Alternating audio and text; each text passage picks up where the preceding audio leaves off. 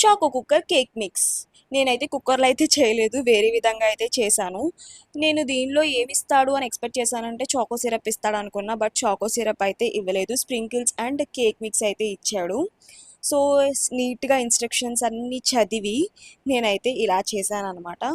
Same వీడియోలో చూపిస్తున్నట్టు చేసేయండి. సో మనం అక్కడ కేక్ మిక్స్ వేసేసుకున్నాము. ఇక్కడైతే 130 ml ఆఫ్ వాటర్, పాలు అయితే వేయాలి యాజ్ ద మెజర్మెంట్. వేసిన తర్వాత నీట్గా మిక్సింగ్ చేసేసి దానిలో ఆయిల్ కానీ గీ కానీ మీకు నచ్చినది వేయాలన్నమాట. ప్లఫీగా ఉంటుంది. టేస్ట్ అయితే బాగుంది, బట్ అది హిట్ అయిందో ఫ్లాప్ అయిందో అని చెప్పేసి లాస్ట్ వరకు చూడండి.